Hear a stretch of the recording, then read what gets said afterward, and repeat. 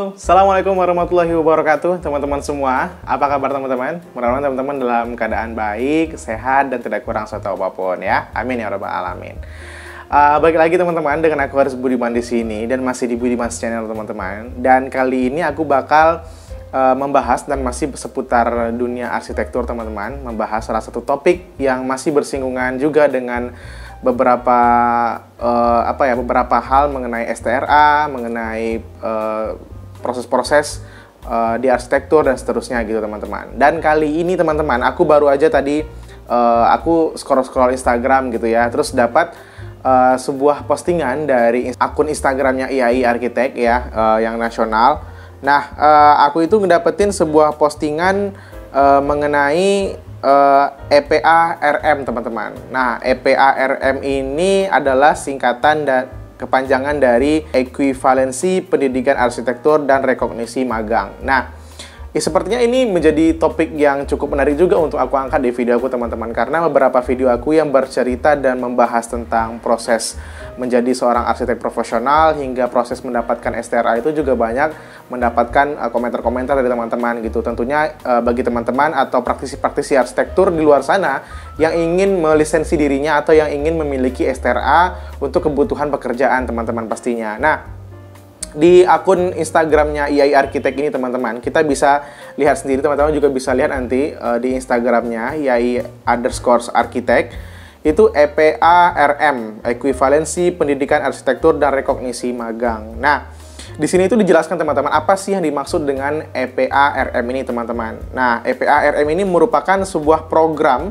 yang berguna untuk memberikan kesempatan bagi pemohon STRA yang belum memenuhi syarat pendidikan arsitektur minimal 5 tahun dan magang, tetapi selama ini telah melakukan kegiatan atau mengerjakan proyek arsitektur dalam kurun waktu sesuai persyaratan. Nah, seperti yang aku bahas di awal tadi teman-teman, bahwasanya EPA RM ini adalah sebuah program ya yang ditawarkan oleh Ikatan Arsitek Indonesia untuk teman-teman atau praktisi-praktisi arsitektur di luar sana yang sedang memproses STRA-nya namun belum memenuhi syarat pendidikan arsitektur minimal 5 tahun dan magang. Dan magang ini kalau nggak salah aku 2 tahun itu ya teman-teman ya.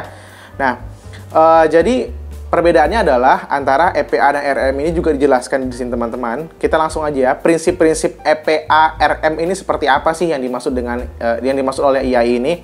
Nah, program Ekuivalensi Pendidikan Arsitektur atau EPA itu sendiri adalah 4 tahun kerja. Ini prinsipnya teman-teman ya, 4 tahun kerja dibuktikan dengan portofolio pastinya, diekuivalensikan dengan 1 tahun PPR. Nah, jadi program prinsip dari EPA itu sendiri adalah teman-teman jika sudah bekerja di dunia arsitektur atau sudah memiliki dan tergabung dalam sebuah tim proyek arsitektur selama 4 tahun ya, 4 tahun pastinya, dan dibuktikan dengan portofolio pastinya teman-teman, akan disamaratakan atau akan disetarakan dengan 1 tahun kegiatan PPR. Nah, bagi teman-teman yang tidak mengikuti PPR pastinya ya, mungkin di luar sana juga banyak di antara kita yang masih mencari waktu ya, atau masih banyak di antara kita yang masih keberatan untuk bisa mengikuti program PPR selama setahun itu teman-teman.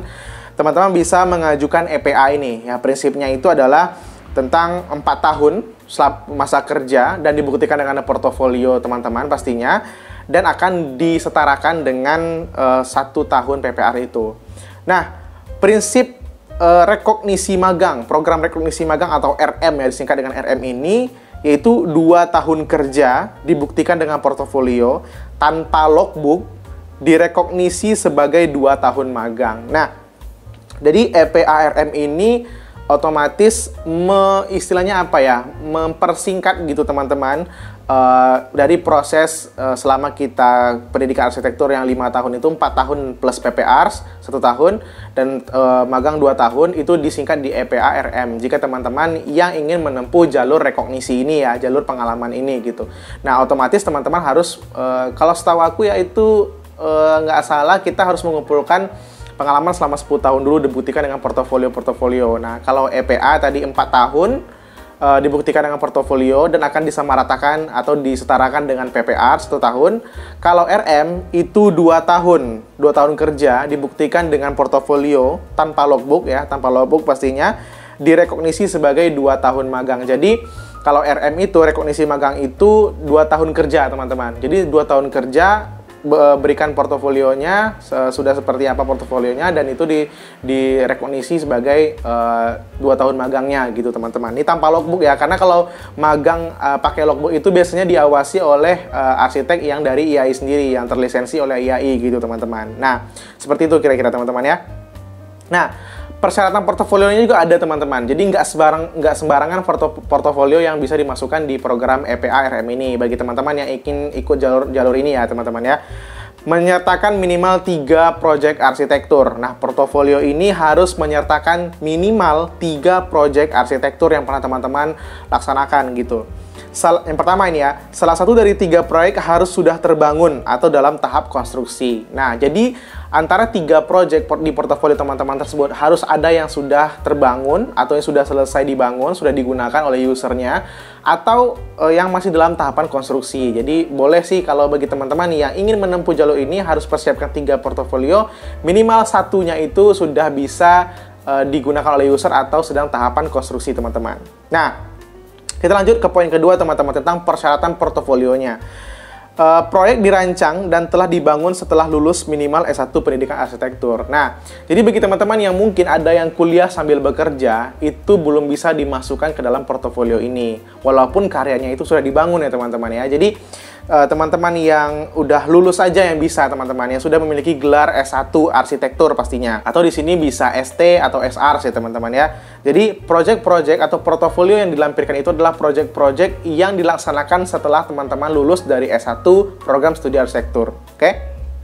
Nah, yang ketiga teman-teman, proyek itu minimal luas bangunannya 200 meter persegi, berlantai minimal 2 lapis. Nah, ini menjadi sebuah standar lagi ya dari portofolio yang harus teman-teman ikut sertakan itu di dalam persyaratan ini, yaitu tentang luas bangunannya. Luas bangunannya itu 200 meter persegi ya minimalnya itu, dan berlantai minimal 2 lapis. Istilahnya ya 2 lantai mungkin ya, atau hunian dan seterusnya itulah.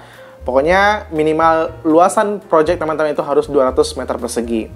Nah, selanjutnya teman-teman, proyek berupa minimum rumah atau bangunan gedung dan bukan proyek infrastruktur atau interior design atau urban planning. Jadi proyeknya ini harus proyek unit gitu teman-teman.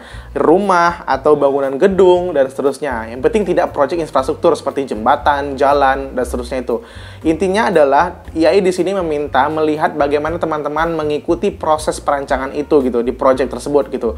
Dari proses mencari konsep, proses perancangan di drawing ya, kemudian juga proses di lapangan dan seterusnya. Otomatis IAI akan menilai di situ kemungkinannya teman-teman ya. Jadi diminta yaitu minimum rumah tinggal ya, atau bangunan gedung.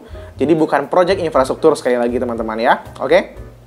Nah, kemudian teman-teman, bila proyek urban design ya, ini adalah perancangan kota atau perencanaan kota, urban design, harus dilengkapi dengan gambar perancangan bangunan. Jadi mungkin ya, bisa jadi ketika teman-teman merencanakan sebuah kawasan atau sebuah urban planning ya, itu mungkin ada beberapa unit-unit bangunan-bangunan tertentu, mungkin seperti bangunan perkantoran, bangunan komersilnya. Nah, di situ teman-teman harus ikut sertakan gambar perancangannya. Jika teman-teman masih ingin memasukkan portofolio dalam jenis urban design, tetap harus melampirkan gambar perancangan bangunan yang ada di planning teman-teman itu, di urban design teman-teman tersebut, gitu teman-teman. Nah, cara mengaksesnya teman-teman. Nah, di sini juga disampaikan oleh IAI, Ikatan Arsitek Indonesia, cara mengakses program EPA RM ini adalah dengan pemohon yang sudah terdaftar itu dapat mengakses melalui link yang di sini teman-teman yang aku lampirkan ini. Setelah berhasil masuk dashboard, pilih menu EPA RM. Nah, di situ dijelaskan juga. Dan pemohon yang belum terdaftar atau dapat mengakses di link tersebut juga yang aku sertakan ini. Setelah berhasil masuk dashboard, isi data lalu pilih menu EPA RM. Nah, seperti itu teman-teman. Jadi mungkin teman-teman harus masuk dulu ke linknya ya, yaitu lampirkan oleh IAI ini. Nanti aku sertakan juga linknya teman-teman, teman-teman bisa lihat, atau teman-teman bisa kunjungi Instagramnya Ikatan Arsitek Indonesia _arsitek ya, IAI _arsitek sendiri untuk melihat informasi lebih lanjutnya teman-teman. Nah, Kalau kita lihat dari sini teman-teman, apa sih keuntungan dari program EPARM ini sebenarnya teman-teman? Nah, kalau aku sendiri menilai program EPARM ini akan memudahkan teman-teman yang mungkin selama ini sudah bekerja puluhan tahun di dunia arsitektur, namun belum memiliki STRA, belum memiliki lisensi teman-teman. Itu akan mempermudah teman-teman dalam mendapatkan STRA, karena dalam Undang-Undang Arsitek nomor 6 tahun 2017 itu sendiri, itu sudah diharuskan teman-teman, seorang arsitek untuk berpraktek menggunakan STRA-nya. Jadi tidak bisa lagi seorang arsitek itu berprakteknya liar seperti itu teman-teman ya. Jadi sudah harus terdaftar, sudah harus memiliki STRA, dan juga sudah harus mengikuti penataran kode etik dan tata laku arsitek gitu teman-teman. Nah, seperti itu. Jadi teman-teman yang sekarang lagi berproses, seperti aku ya, aku sedang berproses juga, dan beberapa hari yang lalu aku juga baru sempat mengikuti beberapa pelatihan-pelatihan dari IAI juga mengenai kode etik arsitektur, kode etik profesi ya maksud aku, dan seterusnya gitu. Ini merupakan salah satu cara kita sebagai calon arsitek atau sebagai arsitek-arsitek muda untuk bisa mengimprove diri kita lagi dan mendaftarkan diri kita, mengadministrasi diri kita untuk bisa berpraktek nantinya di kemudian hari teman-teman. Jadi di Indonesia sekarang peraturan tentang arsitektur itu sudah semakin kelihatan, sudah semakin jelas dan transparan teman-teman. Teman-teman bisa cari di mana saja, bisa cari di Instagram, di website, atau tanya langsung dengan IAI-nya gitu, seperti itu teman-teman. IAI tempat teman-teman berpraktek sekarang ini gitu. Kalau aku contohnya di IAI Kepri ya pastinya. Nah, mungkin itu aja teman-teman untuk video aku kali ini.